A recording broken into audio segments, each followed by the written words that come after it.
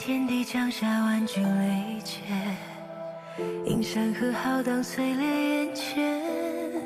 几时流光手来锦绣万千，顷刻间化成爱与之间。当阡陌一念善恶明辨，多少灵魂遁入无垠荒野。风一脉灵火相牵，不见天明，偏与你缠绵。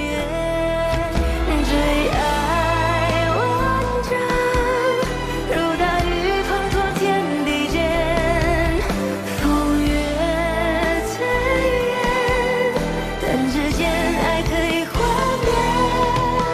最爱无言，热波乱乱一生时光，就算这一世万劫不复，也仍要和你纠缠生生世世不还。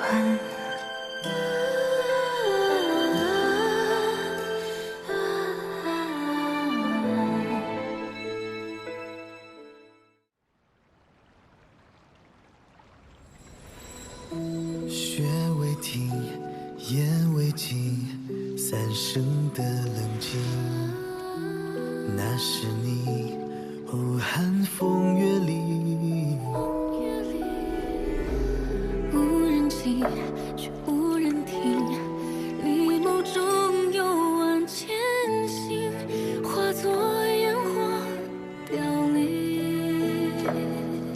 不愿命运纠葛，雁过离合，回忆中斑驳。红尘万般纠锁，忘却了因果。轮回到烈火蔓延，哪怕是神魂都幻灭。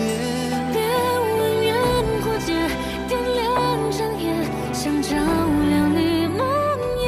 灼烧到天地撕裂，不会遇见你的那天。爱太疯魔，开出心莲一朵。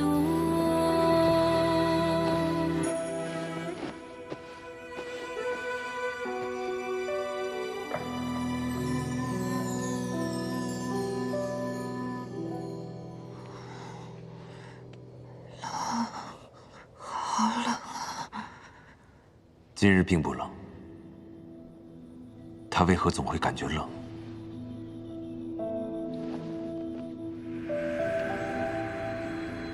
他体内怎会有如此旺盛的寒气？这寒气又是从何而来？要不要我给你拿？不用。这朵也好看。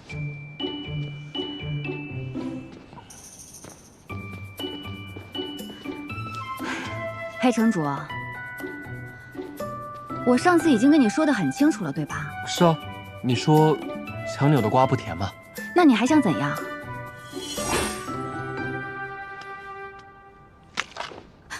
你想干什么？这些是我在仙府弟子的药谱里面强扭的瓜，可甜了，尝尝吧。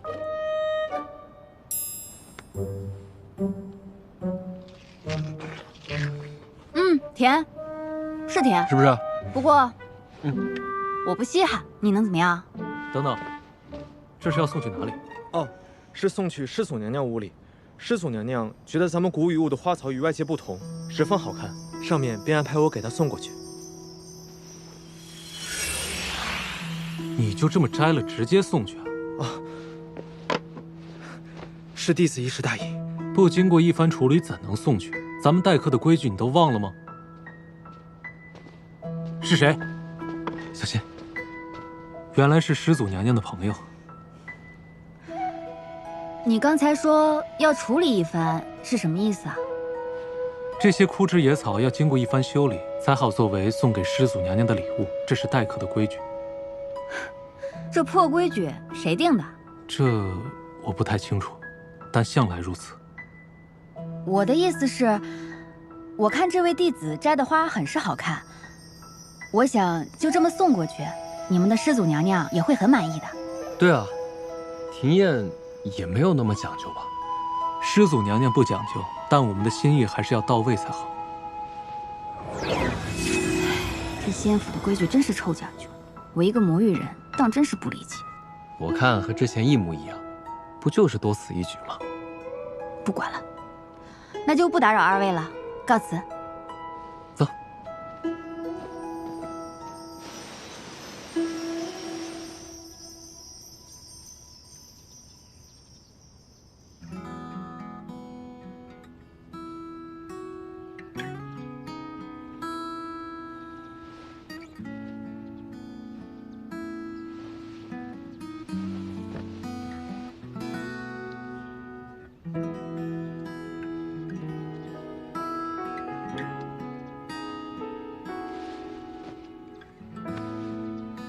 睡得可好？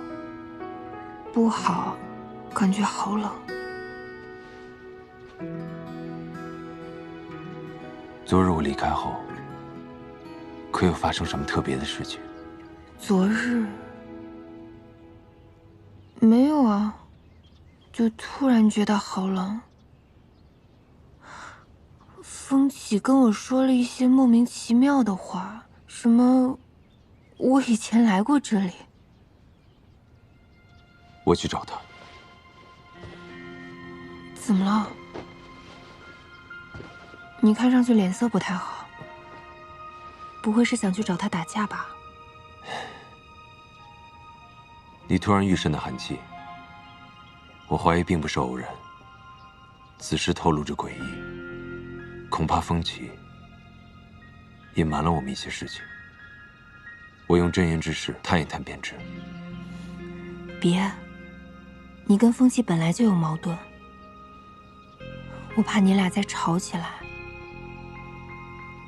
有什么要问的，我去就可以了。你一个人去？可以的，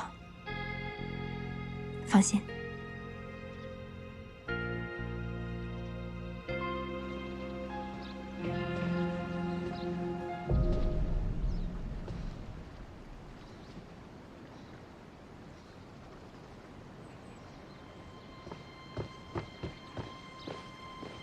师祖，念九，你这2日可有察觉到，这屋内有何古怪之处？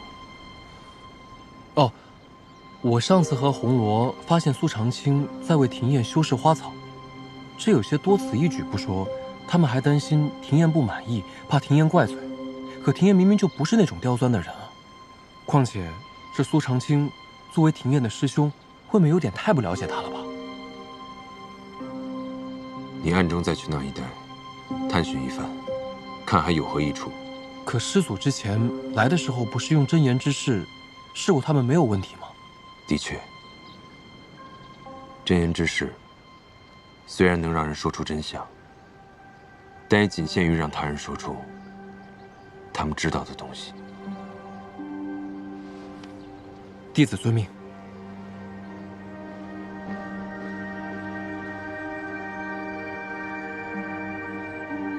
这些花儿模样是怪了一点，但都是普通的花呀。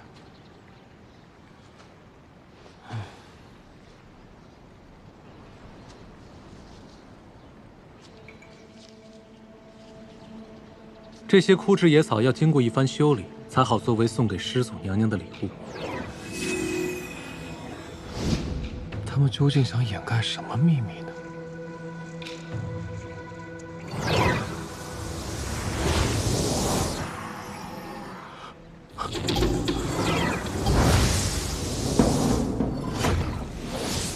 怪不得他们要用灵力来修饰花草，这一带的花草一定有问题。司马郊起疑了没？一切都如国师所言，顺利进行。那便最好。国师，我信任你不会伤害阿燕，所以才按你计划行事。阿燕的记忆会恢复的吧？那是自然。此事于你于我都是有益无害，眼下进展还不错。风少爷只需要找机会，向尸燕提出那绞咒的代价即可，到时他自会解除绞咒。我知道。有人来。阿燕，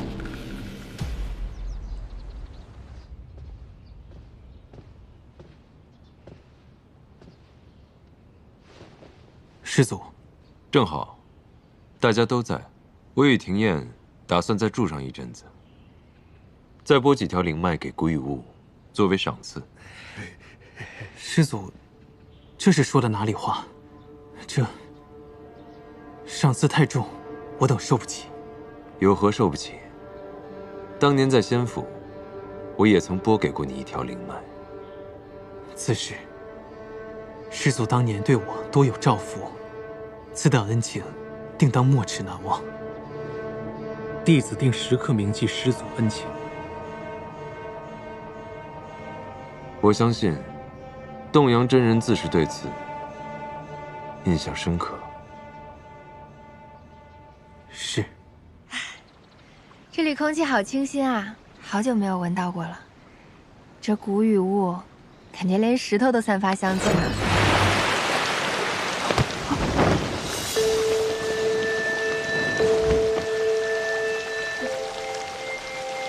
我这是用力过猛，把石头给拍漏了？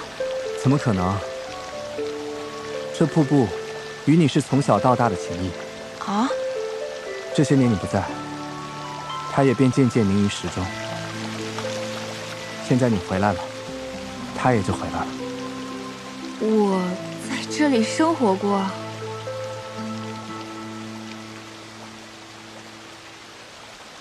这片湖，便是你从小长大的地方。我又不是鱼，怎么可能生活在水里？你可是想起什么了？想起什么？阿燕，你本是一条寒鱼，也正是因为如此，你才会有极寒之体。你是不是认错人了？我不会。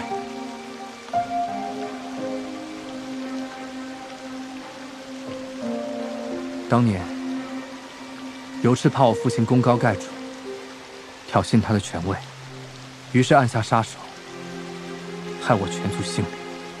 后来国师明理见我有一息尚存，于是偷偷将我扔在这片湖里，为我留下一线生机。就是这个时候，你出现了。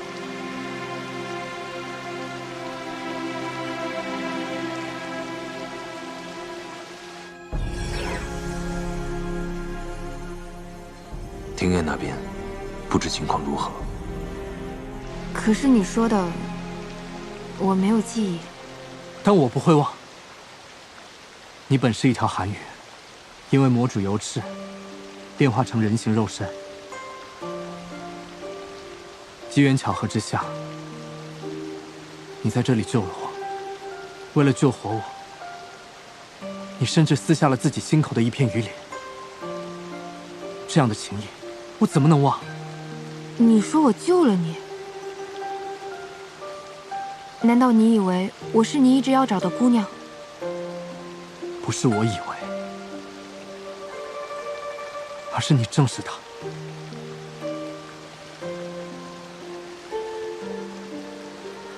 对不起，我不是你要找的人。没关系，你可能只是没想起来。等你在这里多留几日，很快你便能将过去的记忆找回来了。你是说，这里能让我恢复记忆？没错，这也是我长久以来的心愿。难道说，风启是特意引我来此，为了让我恢复属于寒鱼的记忆？你能想起司马江，也定能想起我。这不是一回事。你要找的人，恐怕在很久很久以前，便已经魂飞魄散了。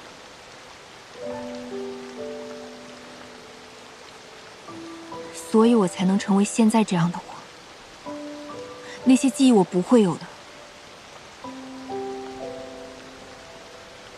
这样说，你能明白吗？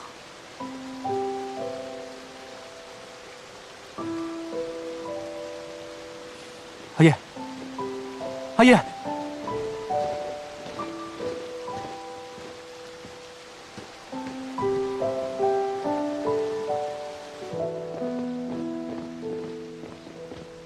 师祖，这里的花草树木的确有问题，你们看，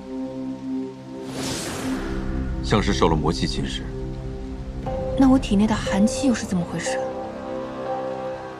我听风气说，我是这里长大的寒鱼。难道说，最近我体内寒气旺盛，是因为受了此地的影响？他当真说，你是在这里长大的寒鱼？对。又是寒气又是魔气的，这古雨雾好歹也算是魔域的一处洞天福地，这怎么比外面还要复杂？洞阳真人和这些仙族的弟子也都居住在这里，他们不可能找一个是非之地住下吧？除非我师父跟这里的人骗了我们。可师祖之前就用真言之士问过他们了。我说过，真言之士是能让人说出事实，可并非毫无漏洞。什么意思啊？我刚才问过他们关于仙府的事情，在细节上，他们和真的洞阳真人有出入。你可还记得石千度之死？洗魂术？难道是石千缕搞的鬼？他为这里的人都洗了魂。庭燕莫名复苏的寒气，应是源自宴席上的食物。那时起，我便怀疑这里的古怪。这鸭肉着实好吃，而且似乎很滋补，有一种身体都恢复了能量的感觉。而我进入古雨屋后，身体愈发不适，想来是寒气通过庭燕的脚灼影响了我。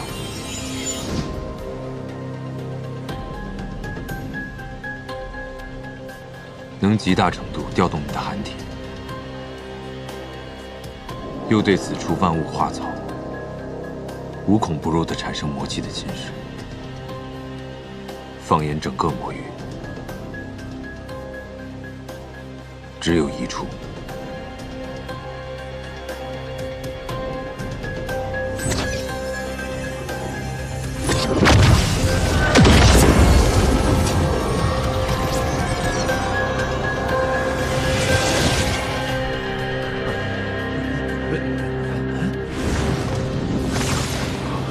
这是怎么回事啊？这是哪儿啊？你是谁？还是被识破了。你是何人？石千缕的洗魂术果然高超，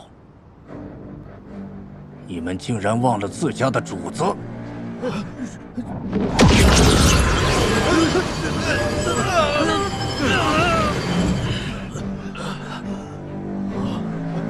见过鬼爷！我们来的从来都不是什么古雨屋，而是魔域的中心——白骨渊。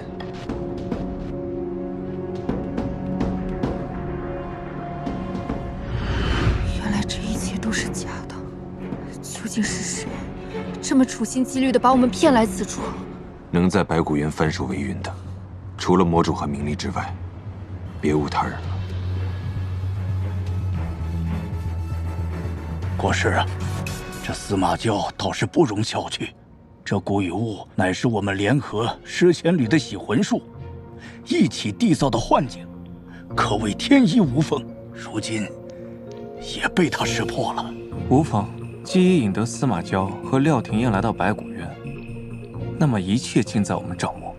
没错，那条寒鱼还带着他的护心蛊所做的防御法器，定不会料到您这一石二鸟之计。寒鱼带着护心镯，寒气便以此镯反噬给司马娇，令其功法大大受限。若是寒鱼想救司马娇而脱下护心镯，就会给我们留下机会落入我们手中。眼下最要紧的是将廖廷燕带来此地炼化灵石，我们便可一举击杀司马娇驱邪。你怎么了？师祖，你怎么样？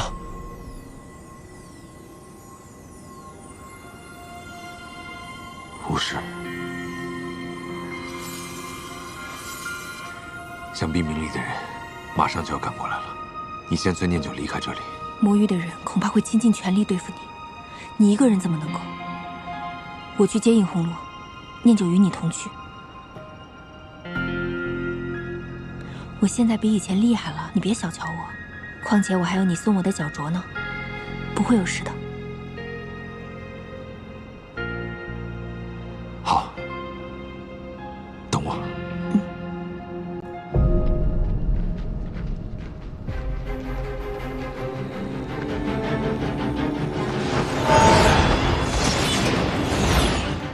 司马交，今日在古雨雾休养的可好？少废话！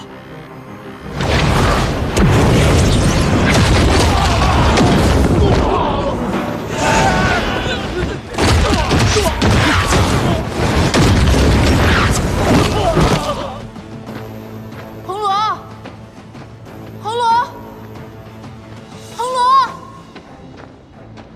红罗！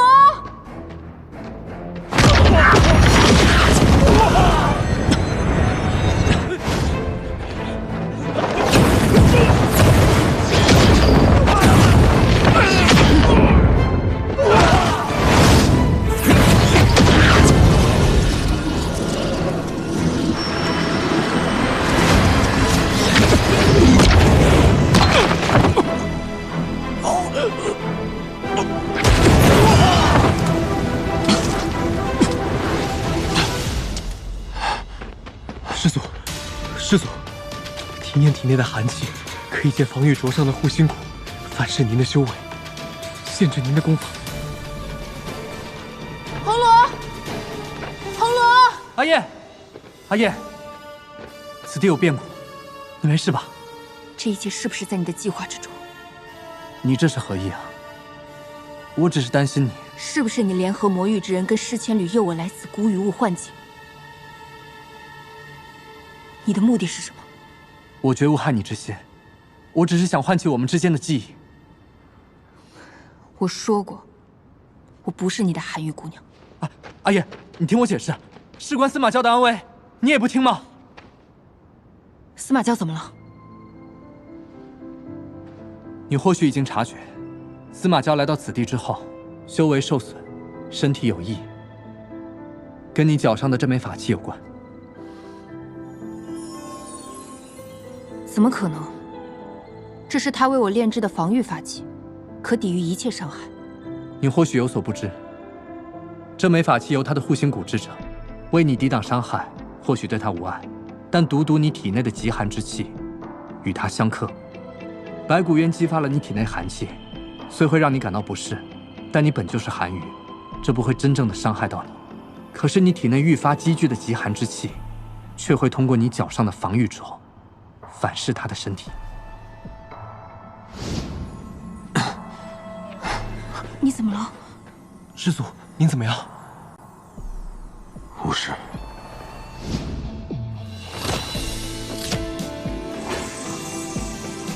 阿燕，你竟甘愿为了他不顾自己的安危？是。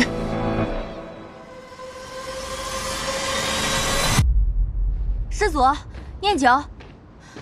红罗，你怎么在这儿啊？庭燕呢？他不是和你们在一块儿吗？不好。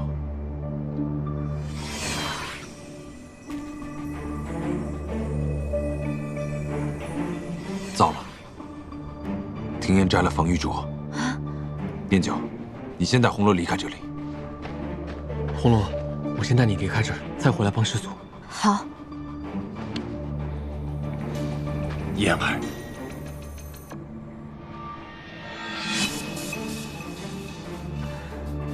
爹，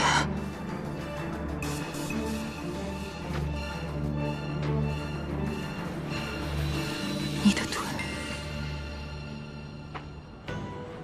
原来你连腿伤都是在骗我，你就为了利用我对你的愧疚，逼我成为你的复仇工具。你太让我失望了。钱都说的没错，我真是白养了你这个女儿。你若真有半刻把我当做你的女儿，便不会这样对我。此番用洗魂术伪造古雨户，也是出自你的手笔吧？燕儿，我将我毕生所学都用在了你的身上，但依然还是抵不过司马交，他擅长收买人心啊。罢了。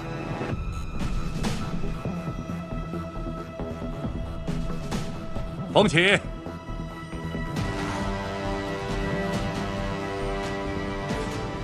阿燕，你相信我，我是绝对不会伤害你的。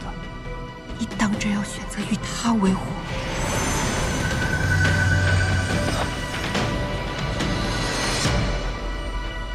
我不管你们曾经如何，现在只可换回他的记忆，切莫伤他。交给我便是。我和国师还要利用他对付司马交呢。风少爷大可放心。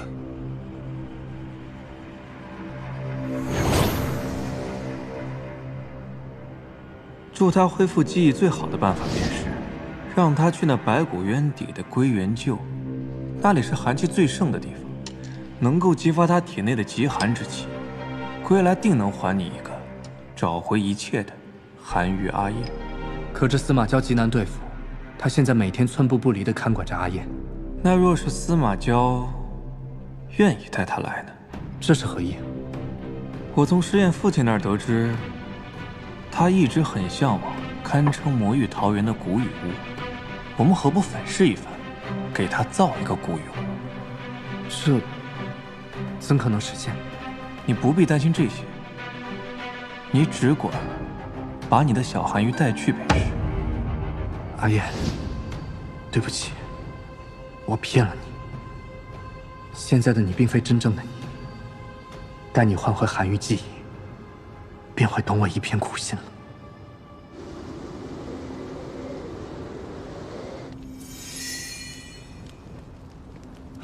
我是身旁的那一位，可是长治大将军？那是长治大将军的遗孤长风起。明离，你身为国师，胆敢欺君叛主？先魔主在此，明离算不得叛主。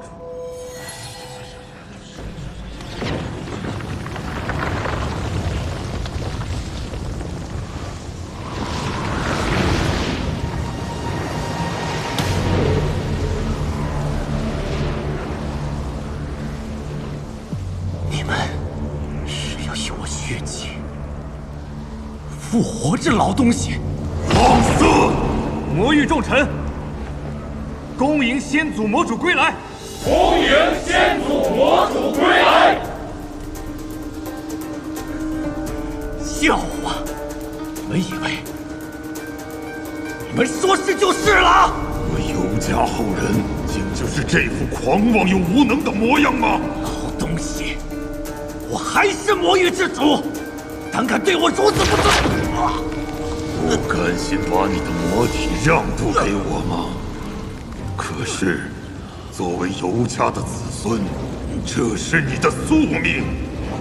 你的魔灵在这具身体里已经存在够久了，久到没有必要。刑天所如何了？回主上。说。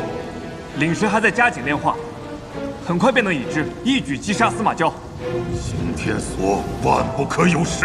是，属下这就去督查。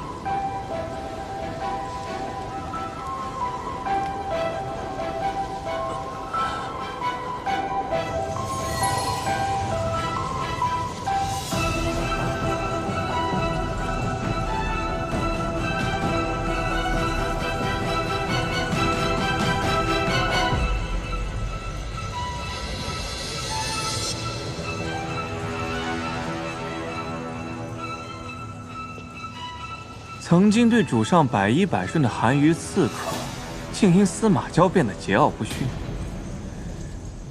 幸好有师长们相助，才方便我们得手。先前便邀师长们先行歇息便可，师长们却执意守在这归元臼旁。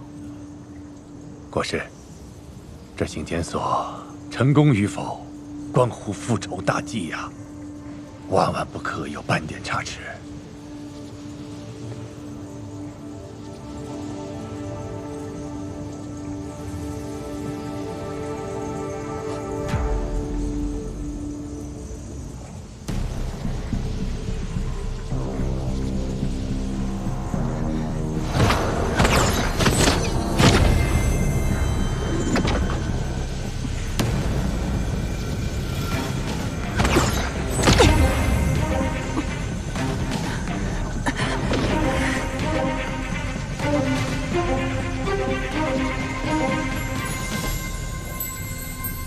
师掌门究竟是为了复仇大计，还是对这个假女儿于心不忍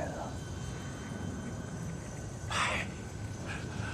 过失多虑了，师某善习水之功，可在此处激发归元救之寒气，协助领石炼化呀。那就有劳师掌门费心了。国师，那司马昭杀来了。他倒是急着来送死。师掌门，我先去应付一下那司马昭，这里便交给你了。好。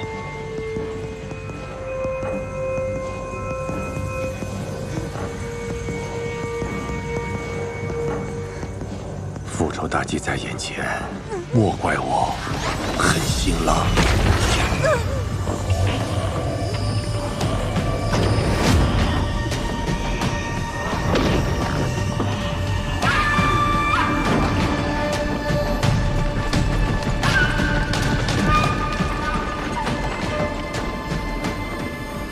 司马昭，仙魔主血祭归位，乃我魔族大势所趋，不是你一人能阻止得了的。油盐的真身已被我司马氏一族的灵火炸得粉碎，还在这里做复生大梦。把廖廷彦还回来，我可以让你死得体面一点。你来迟了一步，想必他此刻已经被炼成了一块灵石。等会儿我就用他杀了你。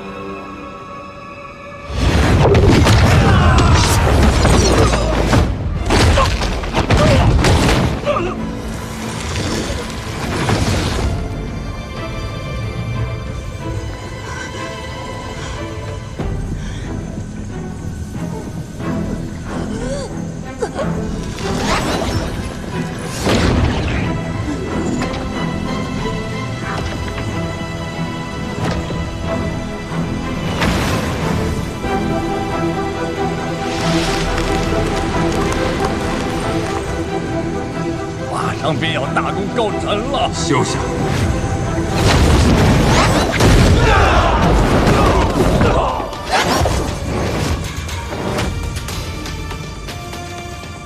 廷彦，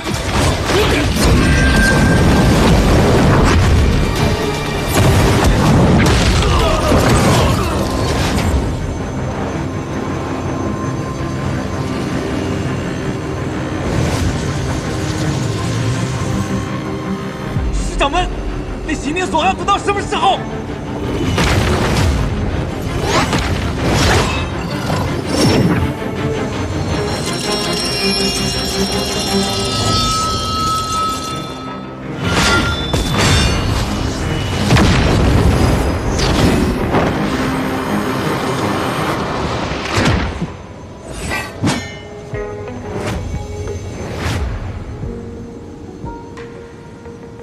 久违了，师祖。我让你活太久了，多亏了我养了一个好女儿啊！按照现在你们的关系，你是不是应该叫我一声爹呀？炼石尚未炼化成功，你就拿着这么个见不得人的东西出来送死吗？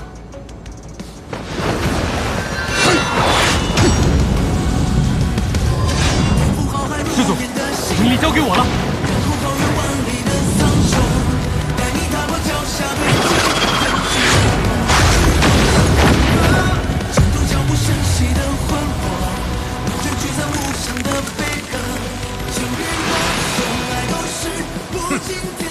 已经有60%的寒气依附在刑天锁上，凭此，我必能重创你。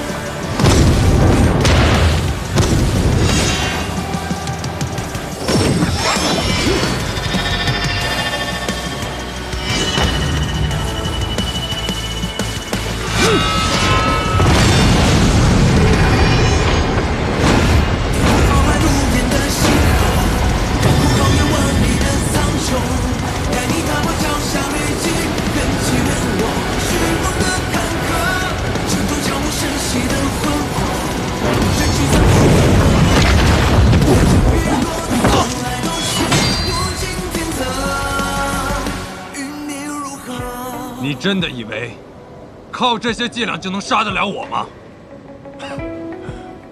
你真的以为我没这点自知之明，还能够活过了1000年吗？哼！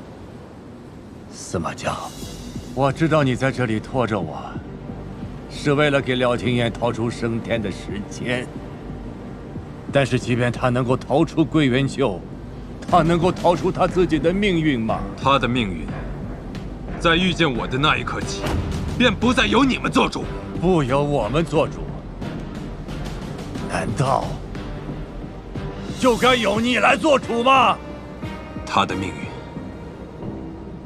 由他自己做主。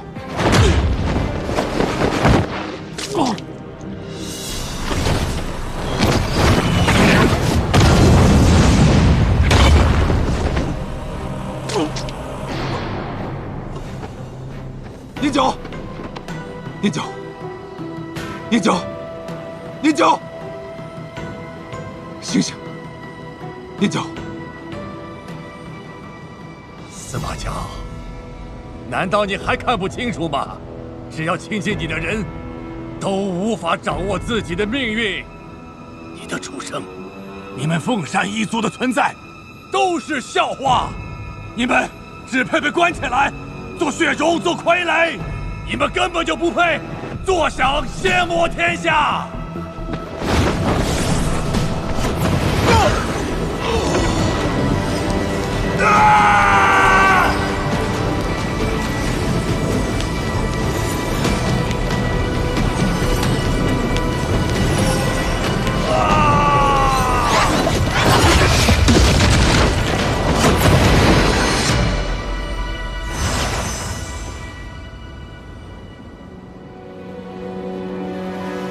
极致的寒气唤起了他身体寒郁的本能，他的身体背叛了他的意念。司马家，你猜他的本性能不能够战胜他对你的情谊呢？廷彦，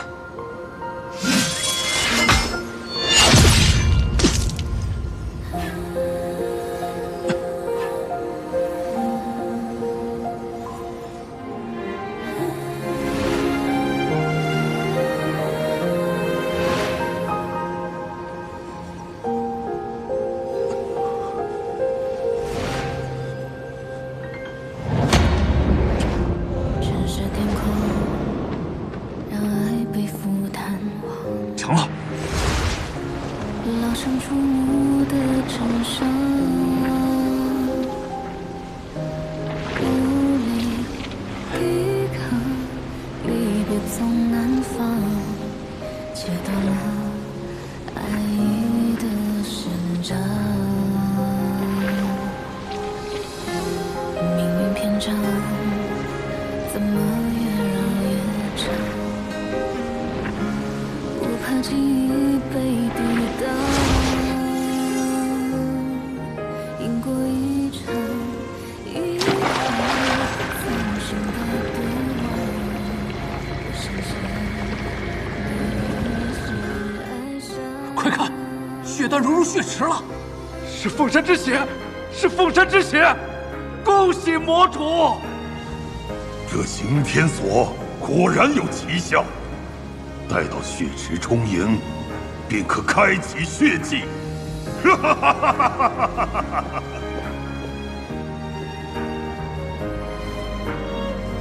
司马家，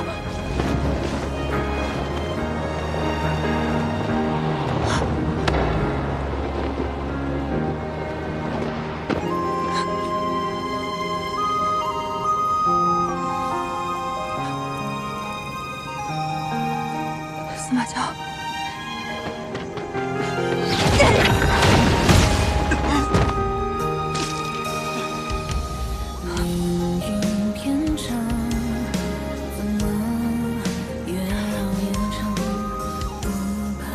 司马家，对不起，我不知道为什么，对不起，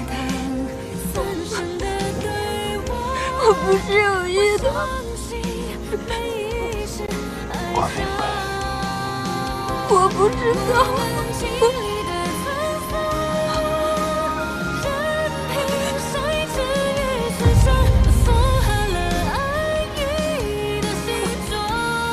司马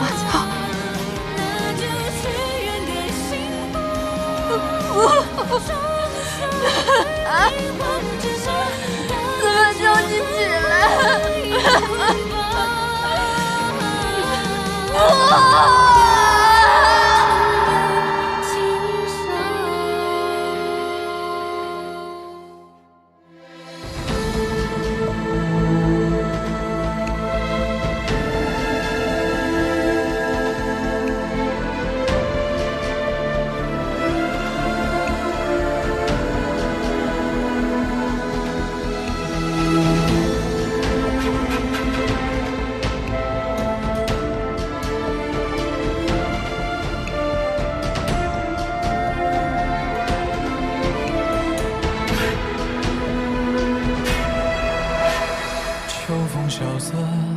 星月斑驳，染指这前尘的寂寞。烛光微弱，人影婆娑，黑夜里闪烁。用笔勾勒光的颜色，温暖你冰冷的魂魄。回忆停泊，思念铭刻，却无法触摸。寻着沙砾的脉络，化身为灵火，燃尽这所有的因果。渡你，渡我，唯独苦而去冲破。天道规则，轮回漩涡，生死有。